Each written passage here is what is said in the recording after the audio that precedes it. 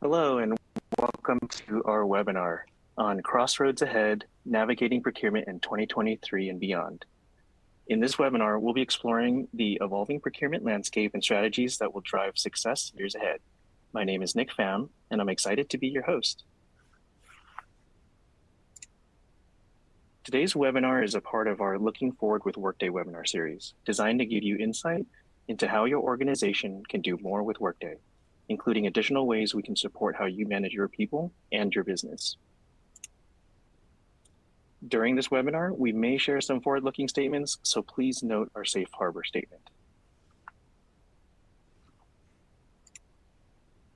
Before we get started, I'd like to go through some housekeeping items.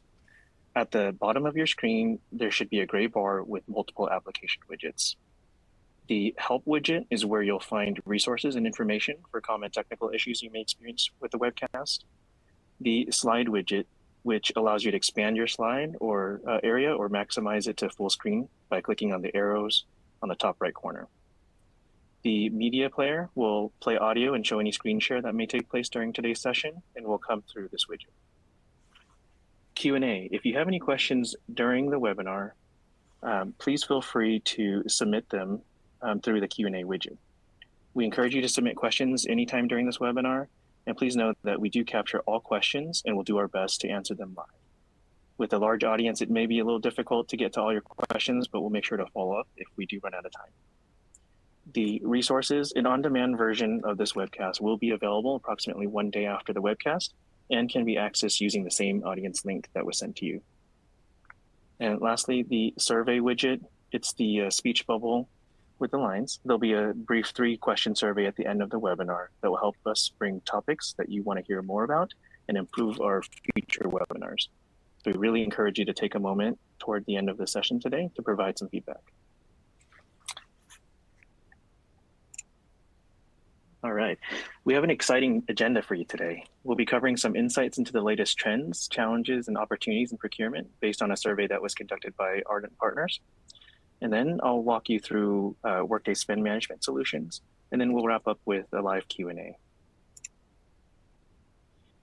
Once again, my name is Nick Pham, and I'm a part of the product marketing team for the Office of the CFO here at Workday. I'm delighted to be joined by Andrew Bartolini and Rochelle Santiago. And at this point, I'll hand it over to them to introduce themselves, and then Andrew will take it away. Rochelle, would you like to go first? Sure, thank you, Nick. I'm excited to be here today representing the Workday Global Procurement Office, where I currently lead the engagement services team in the source-to-pay operations. My team's focus is to create a seamless end-to-end procurement experience, guiding our business partners towards optimal procurement paths, and then providing tailored procurement expertise to meet our business partners' specific requirements. Although I'm fairly new to Workday, as I joined the company just this last March 2023, I'm not new to procurement, as I've had a pretty extensive career in the tech industry and started my journey in IT, focusing on managed services engagements and IT asset management at companies such as GE, Cisco, Salesforce, and then transitioned into procurement during my time at Salesforce, where I led procurement teams in the tech sourcing and data center support and maintenance areas, and then later continued my procurement journey at Google and now Workday. So thank you for inviting me to discuss the procurement insights on today's webinar. Andrew, back to you. Great. Thank you, Nick. Thank you, Rochelle. Hi, everybody. My name is Andrew Bartolini. I'm the founder and chief research officer at Ardent Partners. I've worked in the space for coming up on 25 years. Started on the software side, did a lot of strategic sourcing and software deployments in my time before becoming an analyst about 18 years ago. The last 14 leading the charge at Ardent Partners. And I'm very excited to share with you the key findings from my 18th annual CPO Rising report, right? A state of procurement report. And so, lots of ground to cover. The presentation is based upon a report that we published and that I'm sure that Workday can make available to you as well. Before I dive in, right? So Ardent Partners, right? So we're a research and advisory firm that's laser focused on supply management, or the source to pay, or what we would call the source to settle process, right? We look at the processes, strategies, and technologies that drive operational excellence in sourcing, procurement, supply management, and AP, including B2B payments. before we dive into the actual findings, I'd like to talk a little bit about the research process and the demographics, right? And so in my time as a industry analyst, I've conducted more than 100 market research studies, distinct market research studies, and over that period of time, we at Ardent have developed a very rigorous process, right? And so our general process I'll share for you now, right? So it's our belief that if you can craft an important 30, 35 questions, put them into a web-based survey, and then get the right people to take that survey, a critical number of the right people. In this case, you see that we had a little bit more than 340 senior procurement executives take the survey, and we go through a process to validate and make sure that we know who has taken the survey and that they're actually working in procurement today. I then follow up. I think I interviewed this year. It's a little bit more than 20 of the survey respondents. That gives us a data set that allows us to produce the report, and the presentation today is the highlights of that report. From a demographic standpoint, right, just so you understand, right, so who's taking it and what does the data represent, right? So there's a fair amount of data that we're going to be sharing in charts and graphs and figures. The respondents here, primarily from procurement and supply chain. What I would note here is that, our audience at Ardent Partners, and we do publish a website called CPO Rising. Certainly would invite anybody who finds what we're talking about today of interest to visit that site. It's essentially our blog. We publish research and ideas and, do coverage of the larger procurement market. But what you can see is that more than 3/4 of the respondents were had senior roles within their organization, right, director level or higher. Our data does tilt in this study towards the large enterprise. We define that as companies with annual revenues greater than $1 billion. And then the data does tilt towards North America with, a global reach, particularly into EMEA. And then from an industry standpoint, very horizontal. And so, you see here the report that this presentation is based on. 18th time I've written a state of procurement report, and I think it's been a fantastic ride for procurement and for the CPO, and that continues today, right? I think the challenges facing CPOs today continue to be numerous and significant, right? While the pandemic is no longer viewed as a major risk to business, it exposed vulnerabilities in supply chain processes, and it highlighted the need for greater resilience and agility. The well-documented supply chain disruptions over the past 3 years led to shortages of critical materials, delayed shipments, and increased costs. And this caused substantial financial impact on businesses in all industries and in all geographies. So at the same time, right, technology is rapidly transforming, the procurement and supply chain landscape, and it presents opportunities and challenges. And so, when we craft each study, there's an overarching theme. And so the two themes that we wove into the report are a focus on, sort of the emergence of, intelligent technologies and the importance of driving digital transformation, while also looking at, the past 3 years, which have been pretty historic from a procurement standpoint, and all of the supply chain challenges and disruptions, which have been and continue to be front page news. And so within that, we'll get to more of that discussion towards the end of this presentation. But for now, I want to dive in and really look at the state of the CPO, right? So what is the CPO focused on in 2023? I'll note heading into this that the survey was conducted at the beginning of the year. So from call it mid-January till the end of March is when we collected our data. And so, as you progress further into the year, some things may change a little bit, but procurement is not a profession or an industry that is so dramatically different month to month or year to year. So the data that we're presenting, I think, is still very much the case of where we are today. So headline number one, right, from this year's report is uncertainty, right? The perpetual state of uncertainty for procurement leaders that began with the global pandemic 3 years ago continues today, right? According to our survey, almost half of all CPOs are feeling a great deal of uncertainty about what will happen in 2023, and most express at least some level of uncertainty, right? And there's market and economic factors that contribute directly to this feeling of unease, as does what I would call the continual unraveling of longstanding institutions and societal norms, which have opened the door for extremists and catastrophists and bad actors to gain more attention and promote their narrow agendas. And so Rochelle, my co-presenter today, let me pull you into the conversation, right? So recently in procurement, now on the provider side, how do you think about uncertainty for procurement and the landscape today?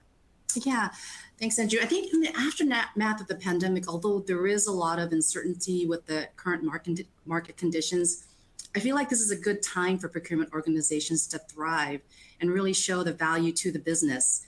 I mean, procurement is in more demand now than ever due to company budget constraints, but we're also included in that, and we have our own budget constraints and are empowered to do more with less. I feel like this is a time for procurement organizations to focus on business intelligence, capabilities, and agility and innovation. Basically, take what we've been doing throughout the years, reimagine it, enhance it, and drive it to the next level. We should never stop learning or stepping back to reevaluate and continue streamlining and improving processes by redesigning tools, strategy, and talent. But I feel like we've seen this playbook before, Andrew, and it seems to occur every decade. Whenever the economic times start to create that feeling of uncertainty, it's always a good time to take a step back and build a new muscle. Yeah, no, I'd say absolutely right. And as we see, right, so, the market swings, we've been in a very long period of economic expansion. We have been in a very long period of, free trade and the trend that way. More recently, right, with the pandemic and East-West tensions and the global conflict, there are a lot of things that are changing the sort of standard view over the past 10 or even 15 years. And so, it's not surprising then that, while CPOs had agreement about, general uncertainty, they have mixed views about the year, about this year from a level of challenge, call it. Out of the 340 plus CPOs surveyed, 60% believe that this year will be more challenging than last year. And this is in the aftermath of some pretty challenging years during the pandemic, right? It's, the distributed workforce, dealing with, all of the global supply chain challenges, right? There've been, a pretty challenging series of years. And for, a majority to think that this year will be even tougher really points to the challenges, expected from, things like inflation, ongoing inflation and supplier price increases, increased cost of capital, a lot of financial pressures, and the threat of a recession, which still continues to loom. On the other hand, a quarter, 26% of CPOs believe that, 2023 is going to be similar to 2022, which again, historically was a more challenging year than many others. I think that, although opinions are divided about, how this year will turn out, we did see that, most CPOs, almost 60% expect that their procurement teams will deliver more this year than they did last year. And this suggests, very similar to the cyclical nature that Rochelle was just referring to, that when times are tough, procurement has been able to step up. And so, now one of the great things that, as someone who's conducted, many market research studies, we're going to do a little live research, right, with a little bit of polling. And so I'm going to invite all of you listening to right now to answer this question, right? And so that is, as you think about your procurement team for this year, what's the single most important priority for your team? Is it identifying cost savings? Is it managing and mitigating supply risk? Is it driving digital transformation, implementing ESG initiatives, developing or improving current data strategy, impacting cash and liquidity? And so just take a second, click as you'd like. Seems like we've got a few here, right? So think about the big question here, right? With all of the things that have happened in your supply chains, is that the top priority? With all of the financial pressures, are you looking at, bottom line impact? Or are you thinking about things from a transformative standpoint, right? Technology. We'll give it another second here. Only got about a quarter of you taking it. Don't be shy. Don't be shy.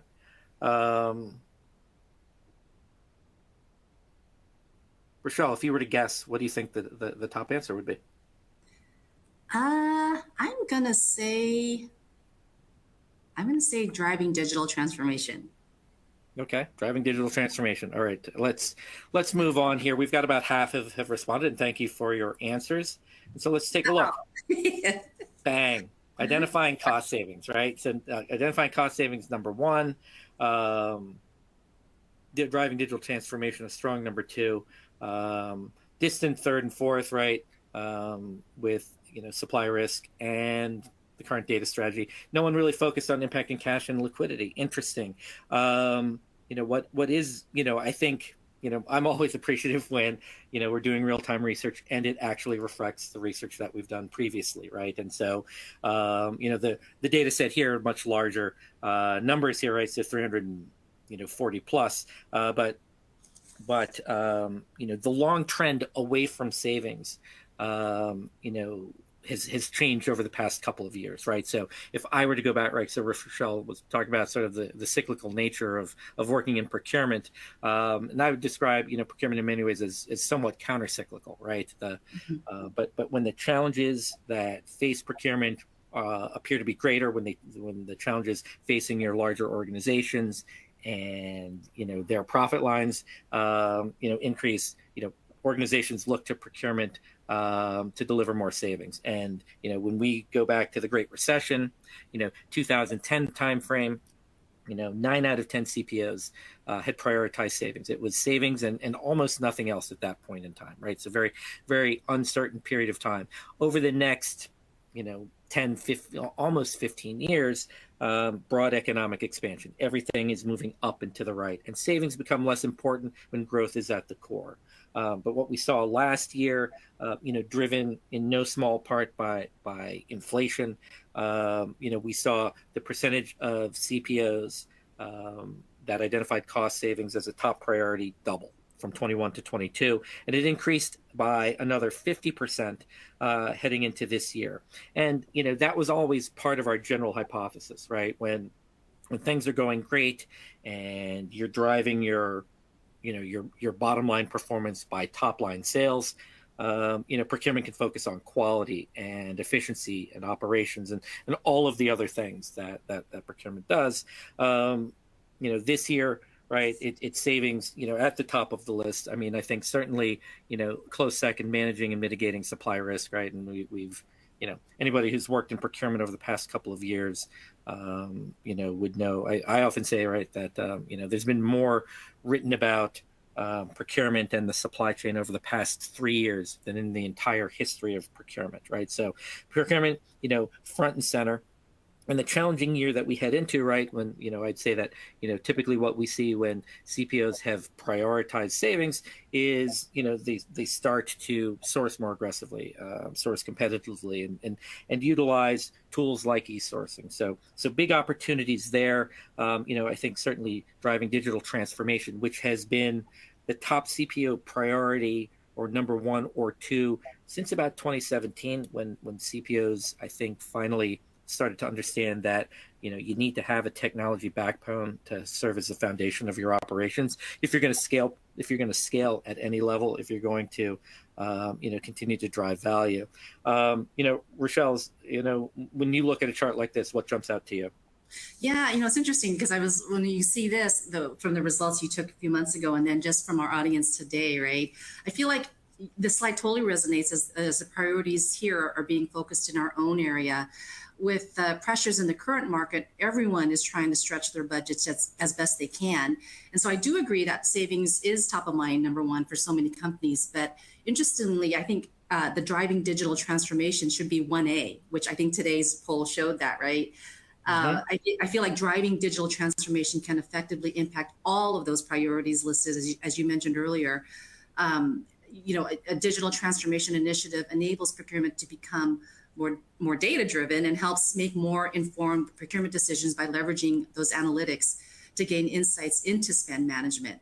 It also enables procurement to better manage risk and compliance by providing increased visibility into the supply chain, So, having the right technology in place enables teams to perform a more robust spend analysis, which can uncover and address unnecessary spend, pinpoint cost savings opportunities, and improve overall procurement efficiency.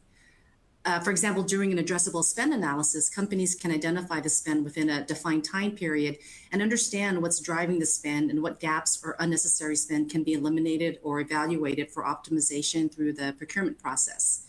In one of the previous companies I worked for, it proved challenging to address a fundamental question that our department leader had.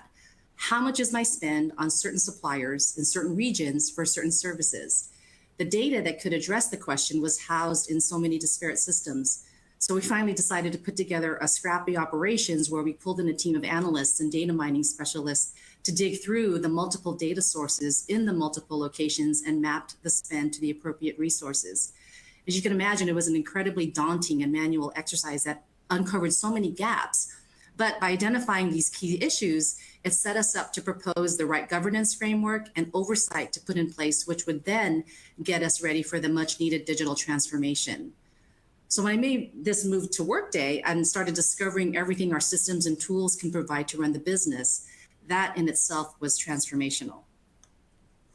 No, that's great, right? And again, managing and mitigating supplier risk doesn't go away, right? And sort of leads into, the next slide here. Because supply management, it's a science of uncertainty. It's an art of probability. In today's complex business environment, procurement executives, CPOs, procurement leaders are all tasked with managing an ever-increasing array of risks, right? The CPO's remit has expanded dramatically over the past 15 years. And that means that procurement professionals are responsible for sourcing materials, services, and goods from suppliers that are now located all around the world, like the global supply chain. These suppliers are often located in areas that are vulnerable to geopolitical instability or to climate change and other disruptions. But what we see here is that the level of general uncertainty that exists among the CPO contingent reflects a series of high and medium level risks facing procurement this year. And these risks threaten to disrupt supply chains, impact budgets, hinder ability to meet business goals. At the front, right, I think, inflation and supplier price increases, budgetary pressures on procurement, and a possible recession, right? So, given all that we've been dealing with in procurement over the past couple of years on the supply chain side, right, many of the major sort of threats or risks this year are financial in nature, right? And so inflation, for the past 18 months has had a significant drag on procurement performance and on organizational performance. And what I like to call out here when I talk about inflation is that it's not simply economic inflation that sourcing teams and procurement teams and category managers are dealing with, right? Over the past 20 years, in this age of innovation, most suppliers have trained their customers to expect that the next version of their product will have significantly higher levels of quality and value and innovation and can be delivered at a lower cost. That trend has also been disrupted and changed, and we'll see that when we look at the procurement performance metrics, in the next coming up in the next few slides. But Rochelle, I'll call you in here. There's a lot going on here, but it is, it's financial, it's supply chain. There's a little bit on the internal team side. What jumps out to you here? Yeah, I agree that we continue to experience challenges in the supply chain due to the geopolitical issues, and recession, inflation, all add to the financial pressures of an organization's operations. When it comes to supply chain risk as it relates to the geopolitical issues, I feel that Workday does a good job at managing and mitigating that risk. We have the enterprise compliance team, and security, privacy, and compliance are incorporated in our procurement process. We leverage the form functionality in the system to send the assessments to the suppliers within the procurement process, and then we're able to determine which transactions warrant a risk review. It never leaves the system, and it enables our teams to monitor the speed at which we do the assessment. And then on the chart, I also saw that headcount too low was identified as a risk area. Having a consistent global process and consistent use of the system can allow teams to see where they need to flex for coverage. Provide the proper tools to the existing teams, and they can do more. Right. I mean, one of the it's been both a gain to, particularly for CPOs that are operating or working in large cities, in the U.S. and across North America and Europe and abroad. It has been a challenge, even in pre-pandemic times, to bring talent into the organization and to retain talent. What I'm showing you here are the other risk areas that were part of the survey, but deemed either low or no risk. And so when you think about what are procurement organizations facing, more broadly, it is those financial challenges. It is the supply chain. I think the ongoing challenges of staffing and getting and keeping talent in organizations, is going to remain. As we're gonna see in a second here, as we start to look at, some of the larger challenges and hurdles that are facing procurement. But with the distributed workforce and the ability now to recruit outside of a specific geography, that both increases some opportunities for organizations while also, making the retention challenge a little bit harder. So that's something that's going to, I think, continue for the next decade, whether or not there's a recession, it's going to remain to be a challenge, the war for top procurement talent. And so for those of you listening in that are, have been at your organizations for a long period of time, it may be worth testing the waters to see, what is your market value out there. Just something to consider. And so, proceeding into the state of procurement, right, in 2023, the state of procurement remains strong, right? The function is continuing to drive operational efficiencies and cost containment in, what is at least for now, a tighter economic market. And I think it's pretty fair to say that most enterprises recognize the value that procurement has delivered following a pretty difficult and challenging few years, right, pandemic related. Now, looking at the top challenges, right, in 2023, the state of procurement is strong. Procurement still has a long way to go, and as we've seen, many think that this year is going to be more difficult than last. The barriers to success this year are maybe not as large as they were, at least during the first 12 months of the pandemic, but these are sizable hurdles that procurement organizations are facing. Top of the list now is budgetary constraints, right? This is the leading challenge cited by CPOs. Inflation and supplier price increases, sort of distinguish those two, right? There are suppliers who've just increased their prices because they have the opportunity to do so. But also the cost of capital, right? For, the past decade plus, we've been operating in a low or almost no cost of credit environment. That is changing, right? As the way, as central banks increase, interest rates as a way to sort of dampen the impact of inflation. This means now that, organizations have a cost of capital. So, the global supply chains and the holding costs of transporting goods, supplies, around the world, or, keeping excess inventory, those have real costs, and that's put a lot of pressure on procurement budgets. Now procurement's not alone in this, right? This has put pressure on all the other budgets, and that makes procurement a very valuable ally to all of those people that have to manage much more closely, right? To bring their resources to bear and help, key budget holders within the organization save money, becomes much more important this year. Rochelle, we've been having this great conversation. What's the hurdle or two that jump out to you here? Yeah, I totally agree. I think the budget constraints are enterprise-wide, and procurement teams are here to help organizations manage through their budget constraints, even with our own constraints. To work through that, it's important to create a compelling business case that explains what could be delivered if procurement had more resources. So remember that in tough economic times, investments in procurement become more attractive relative to other options.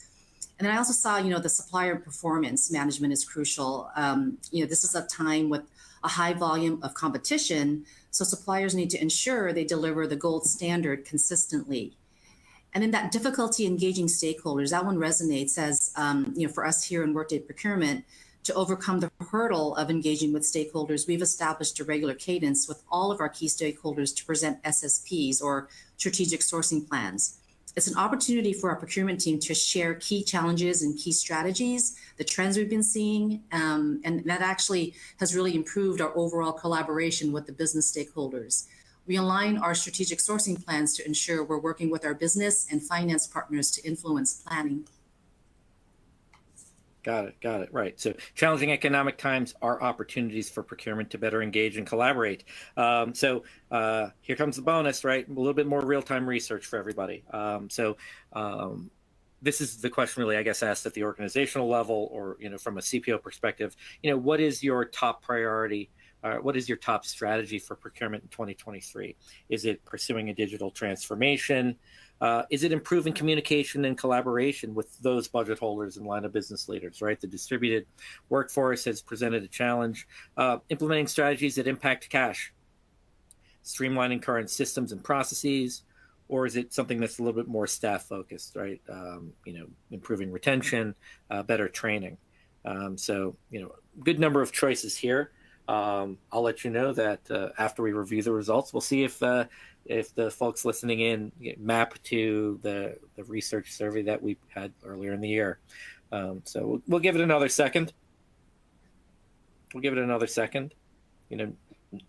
Nick says we need more people answering the polls. So, let's all just pick one.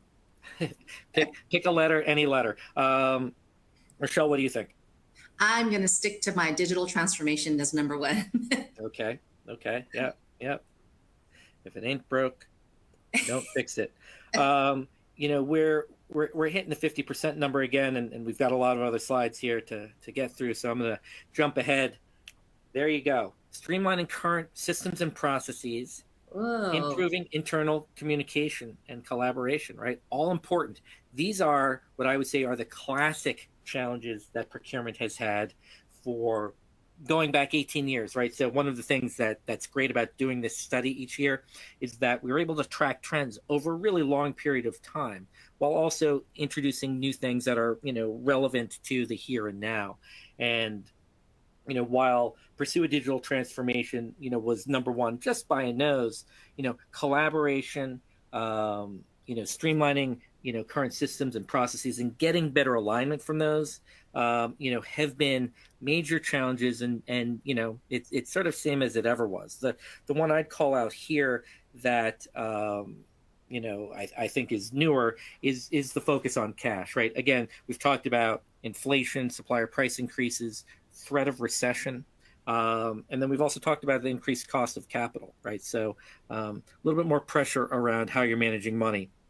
Little lesser known fact, right? So savings is hands down the number one procurement metric that is used by CPOs to evaluate their organization's performance and by those or externally. Second most popular metric is procurement's impact on cash. And so this is a newer strategy that hits here. But, when we talk about the budgetary challenges, collaboration, when we talk about budgetary challenges and we're still dealing with a distributed workforce for most organizations, collaboration is key. But digital transformation, again, since about 2017, procurement leaders, I think, understand that technology has to be part of the discussion if you're going to achieve best-in-class performance. Now, top capabilities, right? Is the glass half full, right? So we publish a website called CPO Rising. We have been, at Ardent and in my career, at evangelists for the role of procurement and the CPO. And so I tend to take a glass half full view of the world, but when we look at, what we're showing you here are the percentage of procurement organizations that have these specific capabilities, right? Collaborate with suppliers or functions, right? That's the 60% range. Do you have standardized processes, right? Sourcing and contracting, 50% range. Now, those numbers, those capabilities, in my view, should be table stakes for most procurement organizations. But what we see here is that, if 53% have standardized sourcing process, it means almost 50% do not. And so as a profession, right, we have evolved very dramatically in a relatively short period of time, right? Procurement is, more than just on the map. There's a C-level leader of the procurement function in 90% of organizations, or at least that single point of contact. They're not always a chief, but they may be a head, they may be an SVP.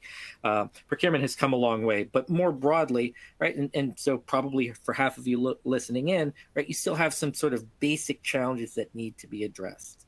So find that interesting, and sort of then coupled with a percentage of technology that has been adopted, right? So what I'm showing you here are the primary applications that are utilized by sourcing and procurement, supply management teams to drive their, to automate their tasks and activities, their functions.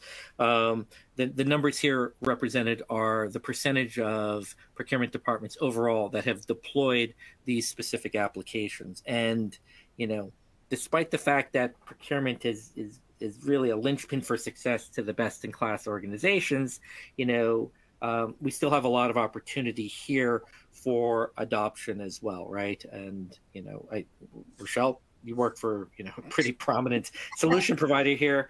How do you think about this? That's why I joined the team, Andrew. I look at this list and immediately think of all the benefits we realized by running Workday Spend Management within our own procurement organization. I mean, some of the best practices we've developed using Workday Spend Management start with a unified data core with shared information and methodologies. And that's where dynamic information can flow across finance, planning, internal customers, and suppliers. This allows everyone involved in the engagement to be aligned as operations evolve and then suppliers change. Also, the automation of manual processes helps simplify sourcing requests, supplier onboarding, ensure compliance, mitigate risk, and provide better governance around transactional processes. Within Workday Spend Management, Workday Strategic Sourcing supports the source to contract process. We use it to manage relationships with suppliers and engage with internal stakeholders and individual lines of business. We also have the ability to understand project pipeline, source, contract, and onboard strategic suppliers. Before using Workday Spend Management, we had about 4 different procurement systems. Now we have a single tool with the key pieces in place to drive scalability, and including full visibility into internal customers, supplier records, sourcing projects, supplier reviews, and a history of communications that's all in one place. In addition, our legal, risk, and compliance partners can complete their workflow in the tool, which allows all teams to work together seamlessly. Great. So, mentioned the fact that there are some pressures on budget. We still see that, 57%, right? So almost, 6 out of 10 CPOs are investing in technology this year. And you can see on the right-hand side, sort of the prioritized list of where those investments are going. Let's look now at procurement performance, right? And as everybody working in procurement knows, procurement results matter. And in 2023, they're going to matter more to the entire enterprise than they have in, at least the last decade. I was going to say than ever before. It's not quite at that level. The Great Recession was pretty significant from a procurement standpoint. So procurement's impact on enterprise results. So we asked the survey respondents, what was the impact that your organizations made last year on the overall enterprise? On your company's bottom line, on quality, just sort of a broad-based question. What we see here, 58% either significant or major, and very few at the some or almost no impact. And while sort of the self-grading is probably is a little bit more optimistic than the reality. When we've done this research in the past and surveyed folks like CFOs or other executives, the results. Procurement's impact is viewed as significant. It's going to be needed this year, and there's going to be a lot of activity required from your teams.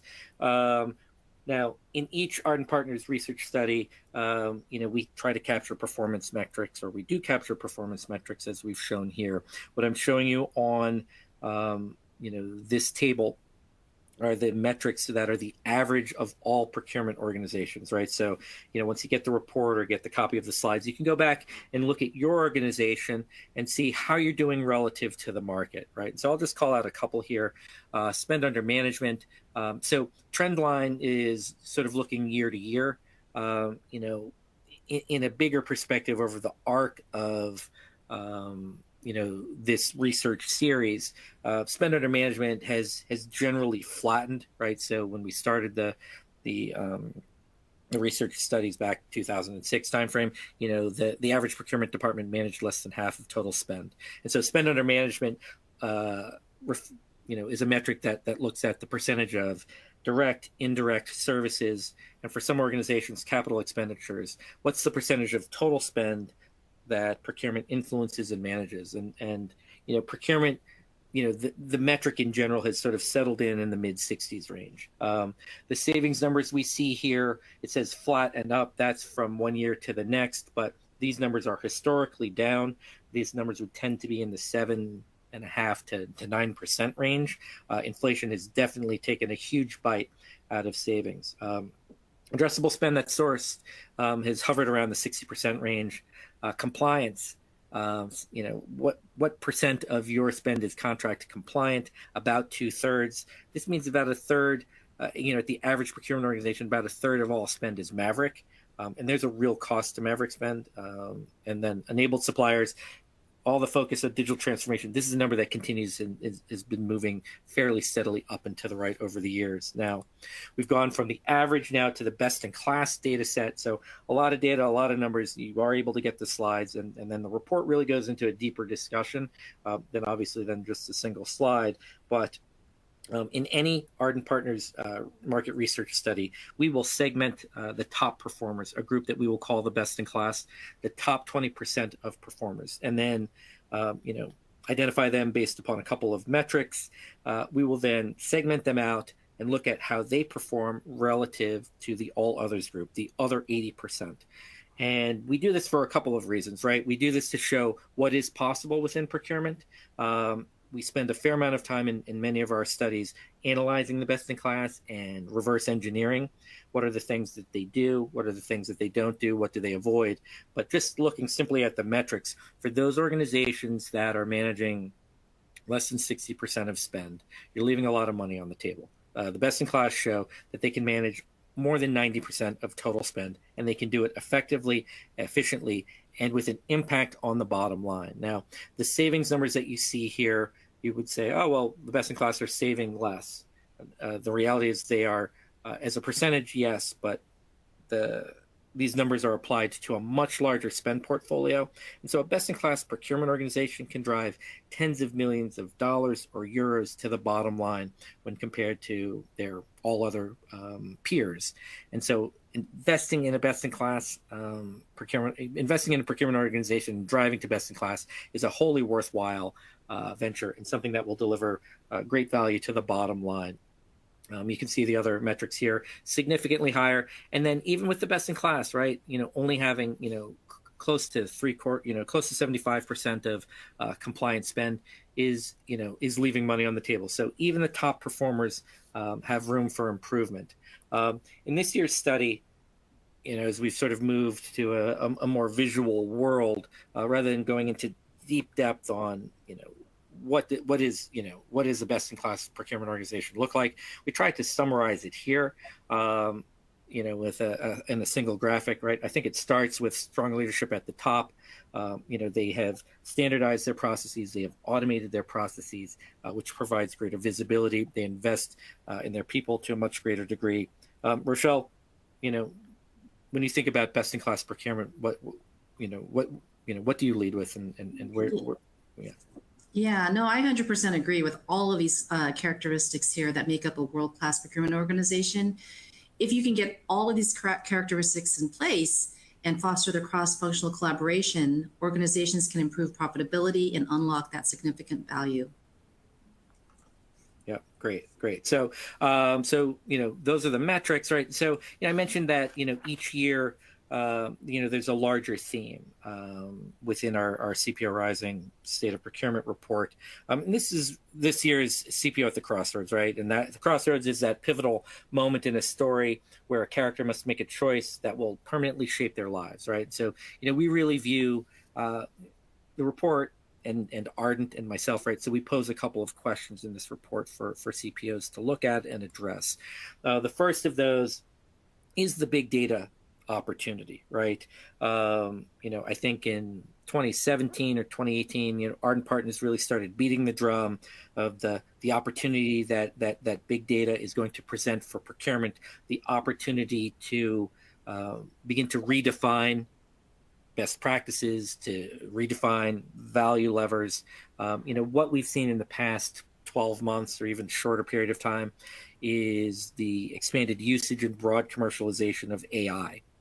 And so AI is, sort of shorthand for, intelligent technology that's going to be able to take data, right? So take procurement data, operational data, supplier data, third-party data, and begin to make, do analysis of it, regression analysis, and come up with strategies that are going to drive greater value.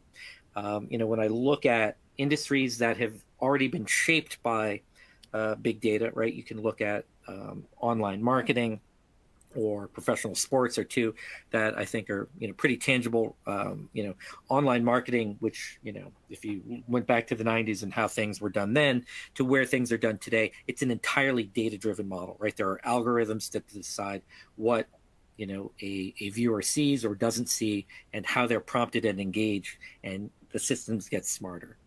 If you were to look at professional sports, if you were to look at the way that professional basketball in the NBA is played today versus how it was played 20 years ago, it's an entirely different game.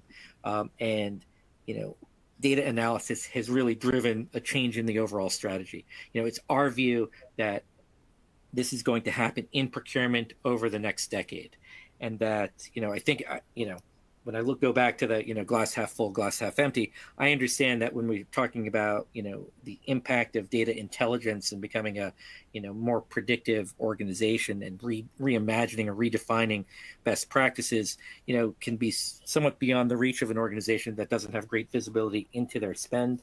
The report really argues that these tools are starting to emerge and starting to be built into the standard, supply management, e-procurement, e-sourcing technologies. And so organizations need to get their house in order and, really begin to, achieve a true digital transformation so that when these tools are introduced into the market, they're not left behind. Rochelle. Yeah, I mean, that's the muscle, right, that we were talking about we need to build. I agree that AI tools for procurement will be extraordinary over the next few years. With the emphasis placed on AI within Workday and within our own GPO and finance teams, our system architecture is constantly maturing. And for example, there are features used in the Workday strategic sourcing contracts for the semantic search using optical character recognition, or OCR, and receipt scanning in Workday expenses. So, those are just a couple of examples of how we're using it today. So it'll be exciting to see how this continues to evolve in the next 10 years, as you mentioned.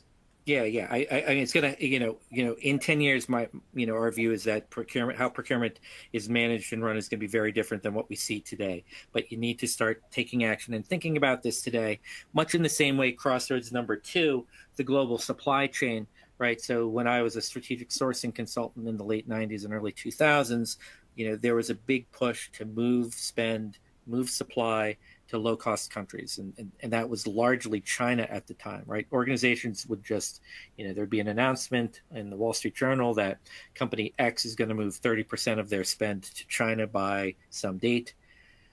The next day, the competitor would have to follow suit. And the labor arbitrage of the lift and shift of that supply to low-cost countries was, the value of that labor arbitrage was so great, or the savings was so great, that companies were able to just do it without much thought.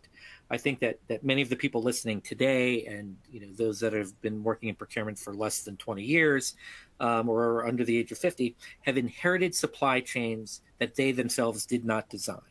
And so I think the global pandemic exposed, a lot of weaknesses and challenges in managing supply from, distant parts of the world.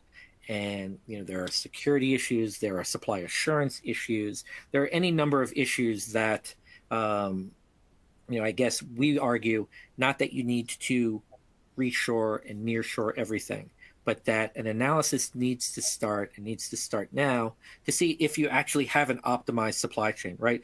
The rise in the cost of capital alone is going to change the economics of some parts of your global supply chain.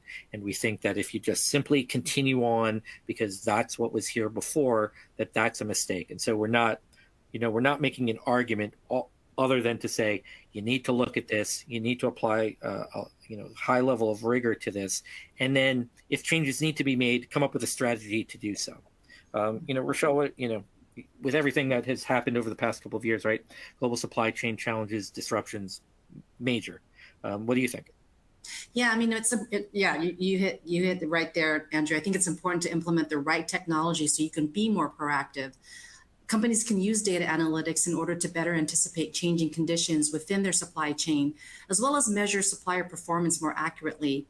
And also, stronger supplier relationships are essential, and mutual trust created between companies help reach mutually beneficial agreements. For us, we establish firm commitments with our suppliers where they continue to receive orders based on forecasts, as long as they can deliver. But if they can't, we have the right to switch. The firmer the commitments, the better the pricing. So we've also been able to establish good relationships with our value-added resellers, our VARs, during some of the more challenging supply chain times, and they were willing to store inventory for us at like minimal charge. Yeah, no, that's great. And so, we're going to maybe end on a high note, right? So we're about 25 years into the history of the new approach with supply management, driven in no small part by the introduction of the internet and technology that has really changed, how procurement is done and the role and the place that procurement has within the enterprise. So, what I'm showing you here are sort of a summation of, I don't know, about 200 responses that we got, open text responses on what the major achievements were, and we tried to roll them in. Clearly you see things on the technology side, on the collaboration side, right? Starting to think of suppliers as assets and not as, combatants in a negotiation. TCO, lots of different things here. Rochelle, I'll let you sort of close it out here, and then we'll pass it back to Nick. But any final thoughts? Yeah, you're right. Procurement has certainly come a long way within the past 25 years. And as I mentioned at the beginning, this is a time for procurement organizations to thrive with the right tools, processes, and talent. And it's just to see the procurement organizations evolve just within the last 5 years. It'll be really exciting to see what happens in the next 10 years. Yeah. So Nick, we're going to pass it back to you. And we've got a few slides to talk about and then some questions, right? Thank you, Andrew and Rochelle. I think it's pretty insightful, everything that you shared today. And, from the results of the research and the results from today's poll, there's obviously a focus on streamlining systems and process for digital transformation. But before we move to the Q&A portion, I'd like to highlight how, Workday is uniquely positioned to really support our customers' journeys towards becoming a leading and proactive procurement organization, really help them address the challenges and execute on some of the strategies that were discussed today.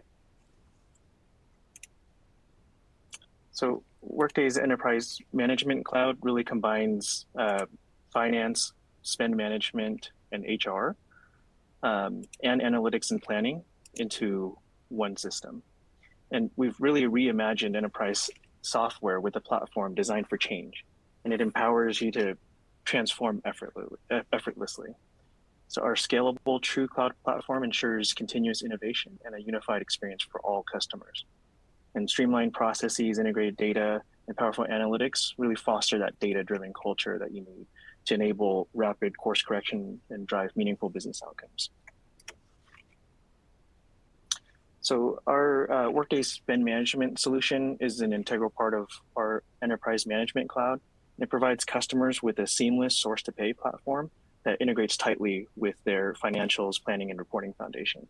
And it can be deployed in a modular fashion, and it ensures alignment, adoption, and long-term value. And some of the key benefits are, that it's a single platform for all of your comprehensive operations through automation of the entire source-to-pay continuum, which helps improve efficiency, and then complete stakeholder engagement that drives cost savings and ensures control. And then continuous spend insight to allow smarter and informed decision. Plus, it helps drive cost and increase, or drive down costs and increase savings, which, as Andrew uncovered, was one of the top challenges for procurement organizations this year. So our spend management solutions really enable proactive spend management and helps procurement organizations really confidently and navigate the challenges while maximizing the value for their organizations. Let's quickly take a closer look at our source to pay solution, and it's shown here in our famous sunrise diagram. On the left half of the spend diagram, you'll see source to contract, which is our Workday strategic sourcing suite. It's really designed to help procurement and sourcing teams identify and manage relationships with the right suppliers. It also facilitates stakeholder engagement and allows for procurement to really partner to be more effective, partner more effectively with the lines of business. And with our source to contract products, you really gain the ability to understand your project pipeline, be able to run sourcing events, manage your contracts, and onboarding suppliers. And the best part really is that all of these capabilities seamlessly carry over to the downstream procure to pay process, which you see on the right side of this diagram. And that's the Workday procurement, inventory, expenses, and AP. These products really enable organizations to carry out the spend transactions efficiently and cost effectively. So from requisitioning to approvals to POs and receipts, inventory transactions, expenses, to invoice processing and payment, Workday really provides the solutions needed to streamline the entire procure to pay process as well. And one thing to mention here is that our customers really have the flexibility to start their procurement transformation at any point within our source to pay continuum. All right, with that, let's go ahead and move over to our live Q&A session. And we had a few questions come in. Let's see here. A question from Jane. What are your thoughts on the best of breed versus all-in-one suites for ERP, S2P, and P2P products? Rochelle or Andrew, would you like to take that one on? Sure.